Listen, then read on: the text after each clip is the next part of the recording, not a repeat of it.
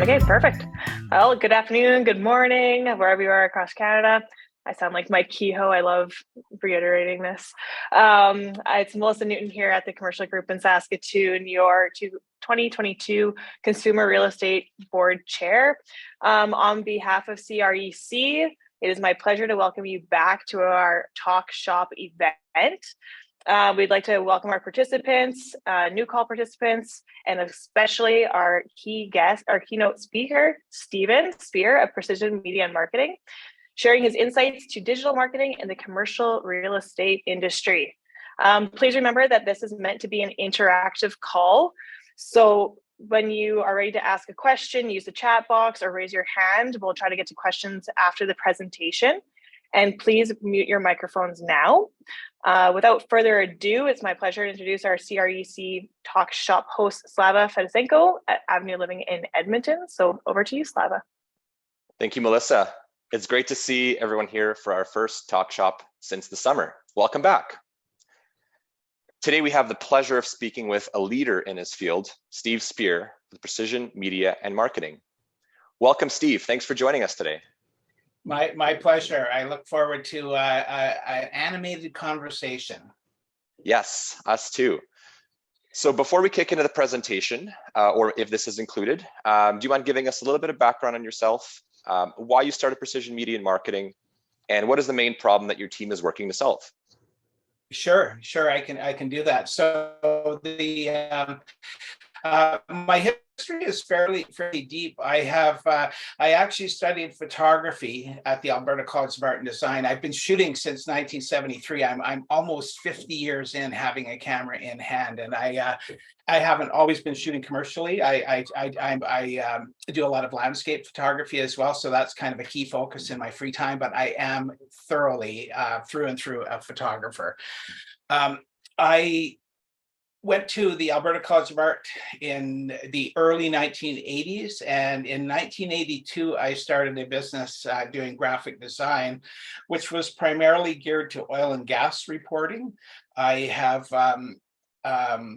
so focusing on things like annual reports, quarterlies, presentations, logo design, and that sort of thing, but geared fairly specifically to oil and gas. And that, as we all know, that beast has pretty much died. The budgets that were initially put to oil and gas corporate reporting have long since dwindled, and most companies, they now just produce things in-house using Microsoft Word, and the administrator does it. So so I had to shift focus, and with my photography background, I consider myself to be a visual artist. So I studied photography, but do graphic design. And rather than calling myself one or the other, I've kind of decided to position myself as a visual artist comprised of photography and graphic design. So while I was doing graphic design, I was still shooting a lot, geared primarily to industrial and architectural photography for clients. And in 2017, I was at a breakfast networking meeting, and a realtor was telling me about the Real Estate Council of Alberta implementing what's called the RMS standards for standardizing the measurement of homes. So this was on the residential side, and so I started my business in the fall of 2017, focused on photography and measurement. It has since morphed into videography, drone work, and I'm gonna show all of that stuff when we get going. So but anyway, in a nutshell, that's where I'm at. I've worked with Fairfield Commercial for close to 20 years now, Mike? It's I'm thinking. So anyway, that I've always had a handle on the commercial side of things as well. And what I find is that the services that we offer, they apply to both, whether it's residential or commercial. The same content needs to be generated and disseminated. What I want to talk about today is current methods of dissemination. So getting the message put together, and then how you put it out there. Wonderful. Well, commercial real estate marketing, I think, is a an area that's ripe for disruption. And so we'd love to hear your methods and how you're going about that. Sure. Okay. Well, what I'll do is I'll launch into the presentation now. So I'm going to share my screen. So what I'm going to do here, we're going to do a quick PowerPoint. The PowerPoint will last about 15 minutes. And then what I want to do is I want to show a case study that we did for Fairfield last year for a project they had on the go called Inglewood Crossing. All right. So this bit of preamble, I don't really need to go into. We've talked about it already. So I'm just going to launch into the presentation. Let's do it. Okay. So I've got two screens on the go here. So I've got my notes on one screen and the presentation out of that. So if I'm doing this, you'll understand what's going on. I'm not exercising my neck. It's just a matter of I need to look. So so quick outline here. What I want to do is I want to talk a little bit about the different components and methods of marketing for real estate, or the things I see as being necessary. And then talk about digital versus conventional, and then talk a little bit about our team, just to kind of outline our processes and how we approach the work. Okay, so everybody can see that. Yes. Okay, so our mandate. I'm not going to repeat this, but just a quick reiteration. So I studied photography at ACAD in the early 80s. I've been practicing graphic design since about 1984. And then with over 30 years of experience, or not, yeah, as a visual artist, I feel I've got a very thorough understanding of digital design. And I use the Adobe Creative Suite. I consider myself to be a power user. I use InDesign, Photoshop, Illustrator, Premiere Pro for video, and I have more skill in certain applications, but I know them all, and they all come into play in preparing product for our clients.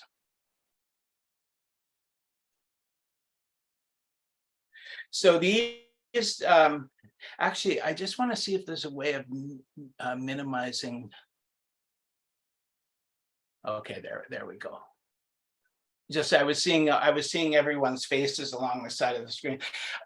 So old versus new marketing methods. So these are some of the pieces that we've done for Fairfield Commercial, and the pieces on the left are feature sheets that we've done. This is a front and a back, so it's just a single 8.5 by 11 sheet. And then the piece for Verve on the right was a tabloid brochure folded to 8.5 by 11, 4 faces. And what the big issue, because with commercial real estate, you're often looking at a fairly long marketing window. The minute things are printed, they're becoming obsolete. So that's kind of, I see that as being an issue.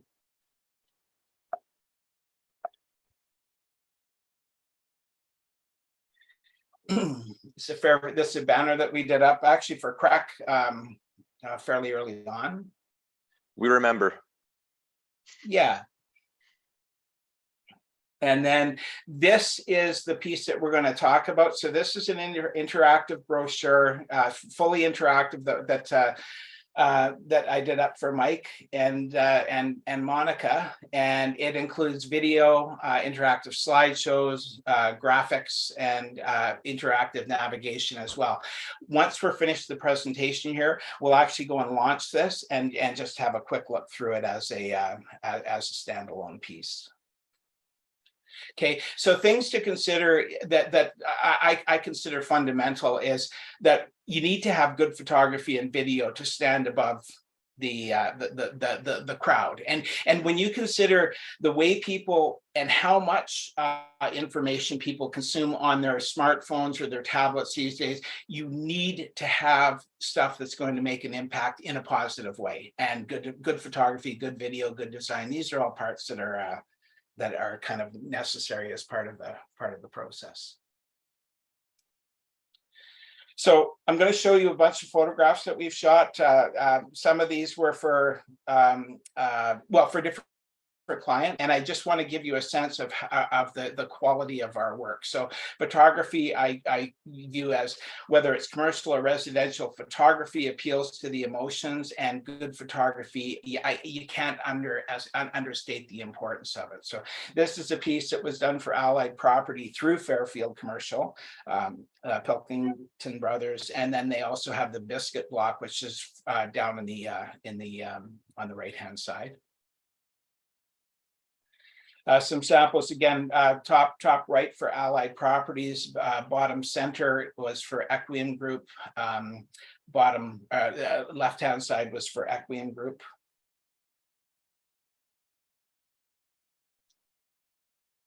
Two pieces for Equian Group.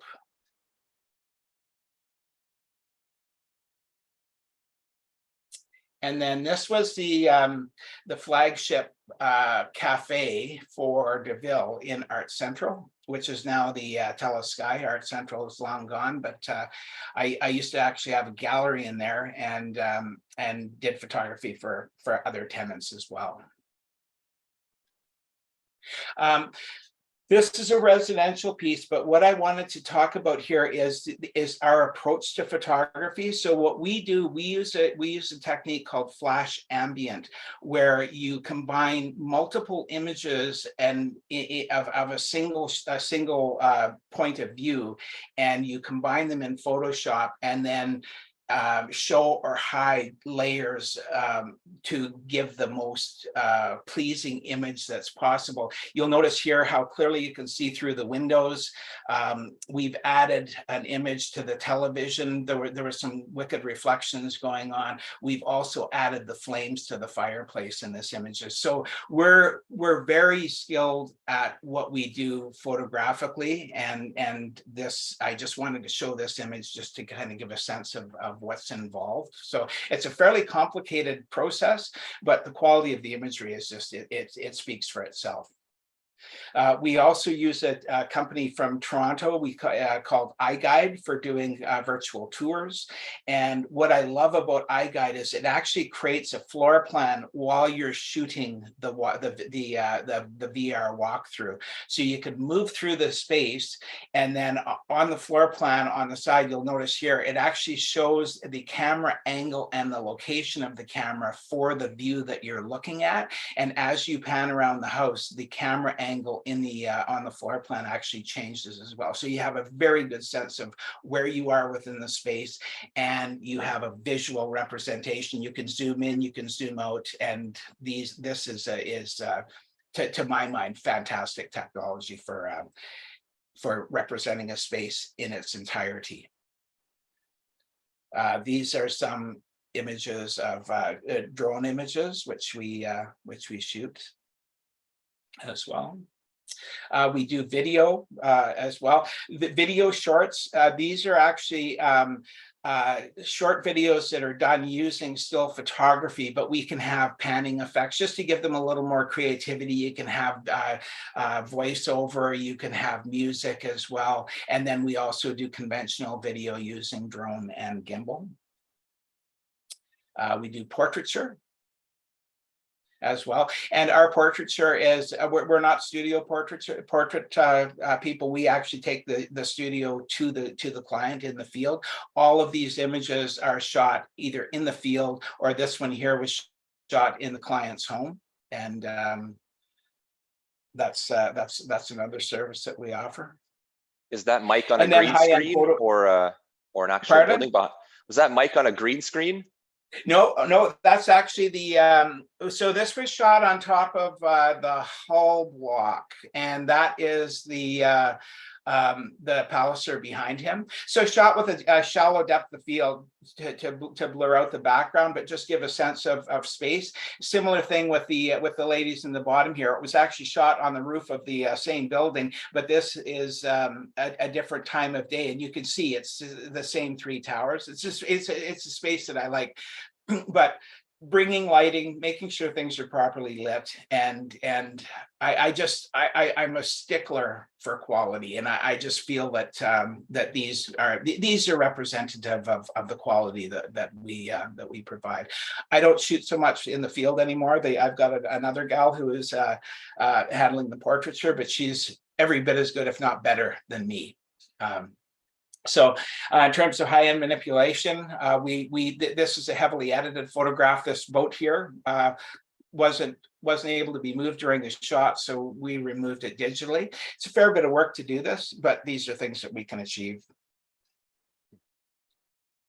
So just in terms of who we are as a company, so I have two partners. So I'm the president of the company, and just let you peruse this quickly. You can see what skills I bring to the table. My one partner, Dane Bosman, he's very business oriented, and then Jody Bertels, who if anybody were to give a call, she's the one you'd be speaking to, and she is, as I say, a key cog in our wheel. And then our three field technicians. So Steph Campbell, so they all do measurement, they all do photography, they all do drone work, and they all do eye guide. Carly also specializes in portraiture, and Rory also specializes in videography. Okay, so that's kind of us in a nutshell. If anybody has any questions, fire away. But otherwise, I'm just going to get out of here now, and we'll go have a look at the BR tour. Sorry, at the Inglewood crossing.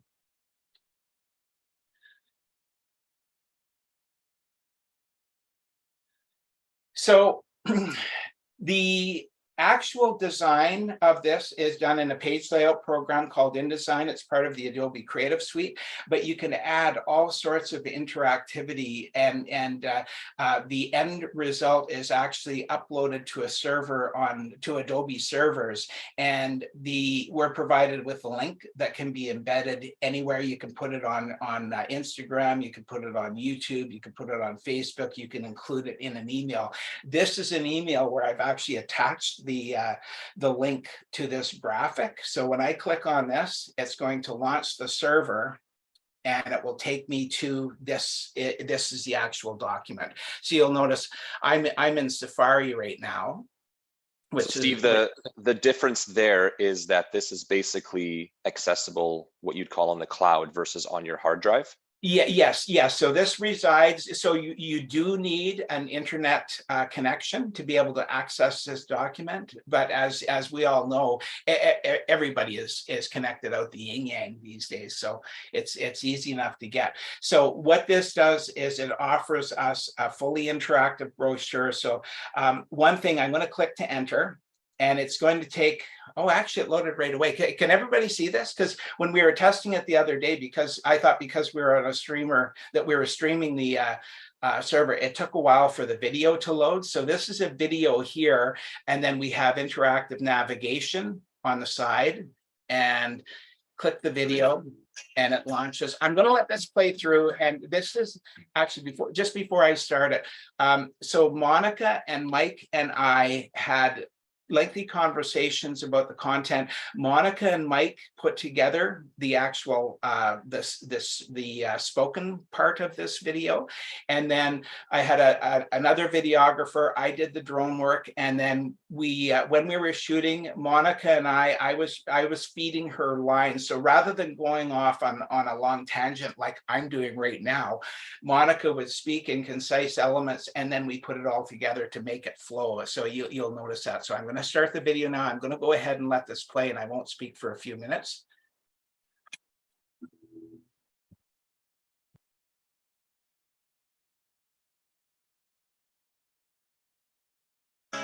Calgary retail and restaurant market is busy, very active, and there is a quick recycling of space. New concepts are coming to market, and entrepreneurs are taking advantage of the many fabulous locations that are available, such as this one here, where a Croque Monsieur is opening in summer of 2021.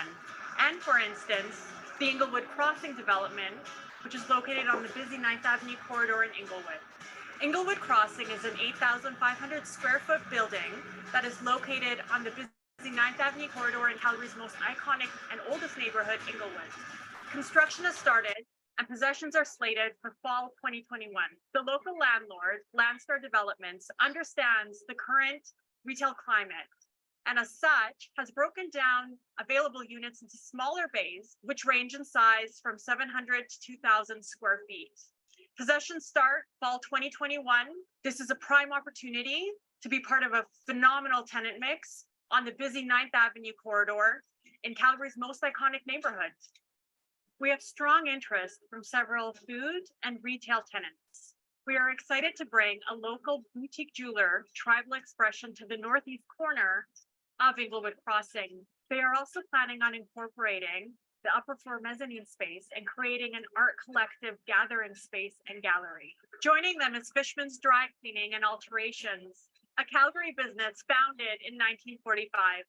Fishman's first location actually was in Inglewood, and it's since grown to 9 locations throughout Calgary and coming back to its root by placing a new home at Inglewood Crossing. Joining them is an international sandwich shop, and we are also in conversation with various retailers, which will be welcome additions to this bustling shopping destination.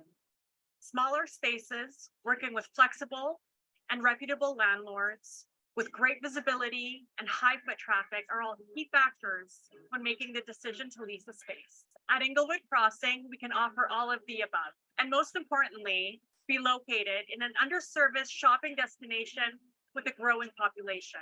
This is a really terrific opportunity. Contact us today at Fairfield Commercial Real Estate.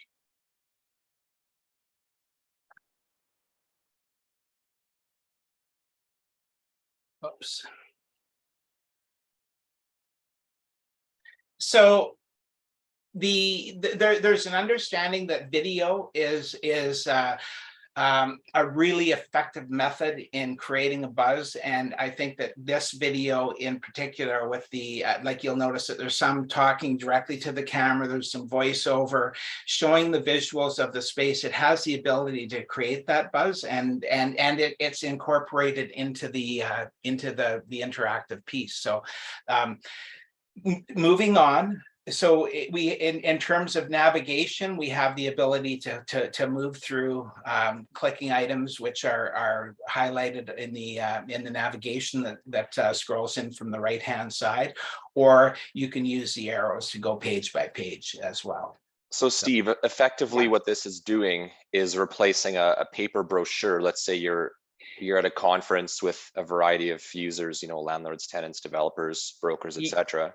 Yes. And yes. rather than like you said, having a printed brochure, which is what we've been doing for time immemorial, you'd have this displayed on either a small TV or an iPad or something of the sort. Yeah, exactly. It could be it could be used in that regard. I don't want to take away to the importance of print pieces as well, though, because like for this project, we did a full 4-page brochure as well, which was available as a handout. But as I said earlier, the disadvantage with that is that if things change, which they do. So if we go to actually, let's go here first. So as things were leasing, some leases are some of the bays are being leased, some are available, and sometimes the leases fall through and they come back as available. With things changing like that, with this method of implementation, the benefit is that you can change out at will, and because this resides on the server, it has a specific link to this document on the server. As you change things out, all you need to do is send an update notice to your mail list, and then they can go and see what's current on the lease. So this could, like, we could change this weekly if we wanted. With this particular project, I know Mike and Monica and we probably went through about at least half a dozen iterations of this, where the leased space was changing, either becoming leased from available or coming back as available if the lease didn't work out. So there's that consideration, real convenience, and not having to reprint every time. Definitely. So going back to demographics, so this was an actual drawing created from a map pulled in by Google Earth. And then I added all of these elements showing what else is in the neighborhood. You could have these as being clickable if you wanted to show logos, to show information about you, but I view that as being less necessary. We have an overall location map to show where Inglewood is in the general scheme of the city of Calgary, and then information on the right hand side here dealing with demographics. So there's and again, this information can, like these could actually highlight as you roll over them if we wanted, but we felt that this was enough to present in this case. Here's a stack slideshow. So these are renderings of the space, but you can change out the imagery. Kind of thinking after the fact, Mike, I should have put something down here to say click to show, or something to identify that these are clickable, but we'll get that for next time.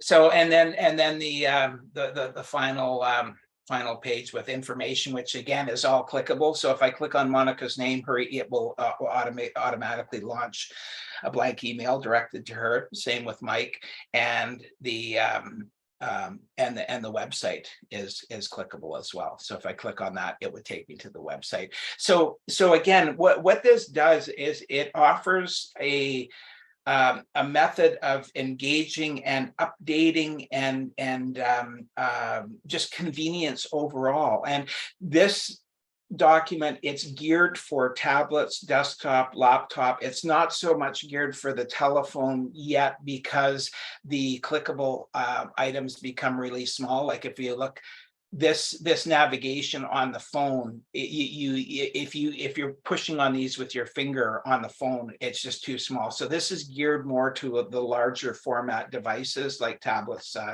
laptop, desktop. But it is, to my mind, a very effective way of communicating. So that's all I have to say. Oh wait, there's one thing. No, just kidding. So. Any questions, any comments? I'm going to go back to, I'm going to leave screen sharing now.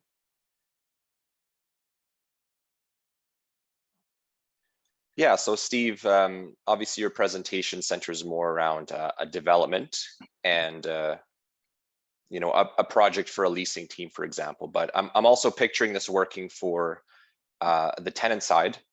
For example, a QSR, which regularly updates its interior and exterior look, its signage. I went to a franchise show over the weekend, and of course, it was still all old school paper copies of everything. But a lot of that stuff was already outdated, and there's a lot of franchises that we all know in Canada that may have recently updated their look.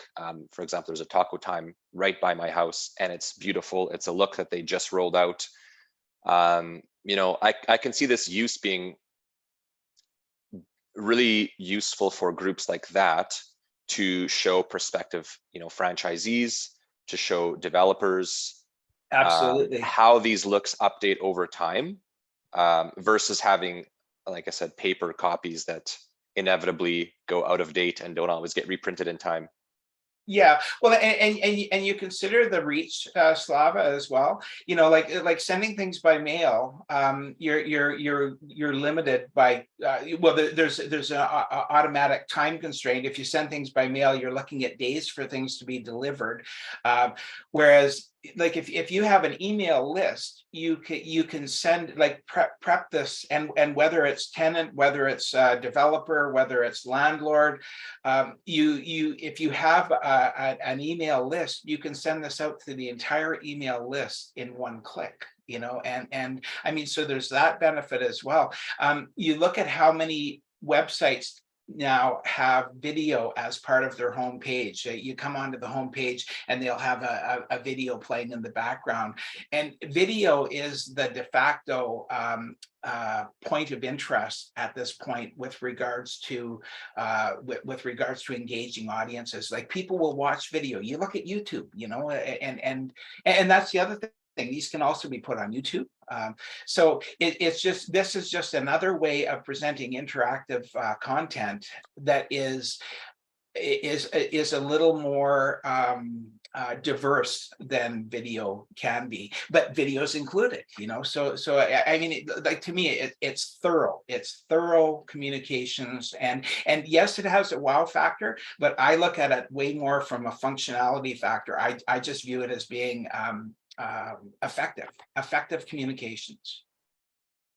Thanks, Steve. And a follow-up question: what are your thoughts on how this relates to social media, for example?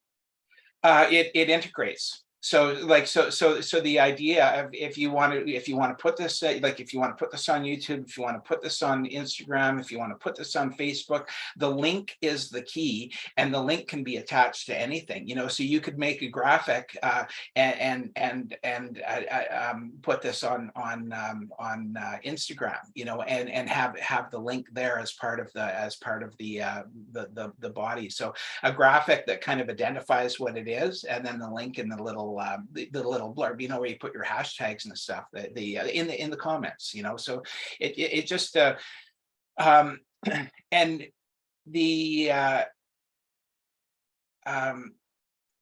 like that to me is where it's at. The way of communicating these days, everybody's looking for engagement, and the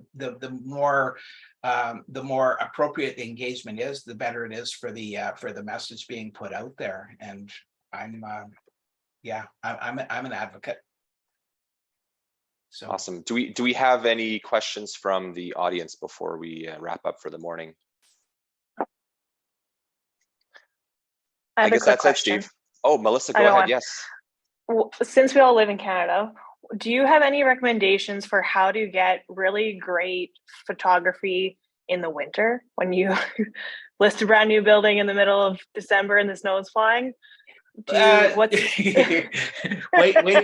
the snow to stop. If it's snowing, that's an issue. No question about it. And especially if you shoot with flash, the snow, it looks like it just shows up like nobody's business. But for that's a personal thing. For me, I like the snow. I find the snow, it presents, it's clean. You know, depending on where you're shooting. If you're shooting downtown and it's a slushy, mild day after snowfall, you sometimes need to wait for things to peter out. But I mean, that's part of the collaboration between a service provider like my company and yourselves, is that you talk about, okay, what's the window like, you know, and if it is bad, plan to reshoot. Sometimes you just can't get around it, you know, and it is what it is. But I guarantee you that we will always make the building look as good as it can be in whatever that particular situation is. I promise. Yeah. Wonderful. Well, Steve, thank you so much for joining us today and running us through what you offer with precision media and marketing. It's a pleasure to have you on. And yeah, any questions or comments for Steve after the fact, I will drop his contact info into the chat box here. Yeah, and I just wanted to close off saying we do have an interactive brochure for ourselves that outlines a lot of what I talked about today. So if you would like that, just get a hold of me and through Slava, and I'll send you the link to that. And it will be the same as what I just showed you for Inglewood Crossing, but it relates to precision and our services. So. Wonderful. Well, on behalf of Consumer Real Estate Canada, we thank you for taking the time to join us today.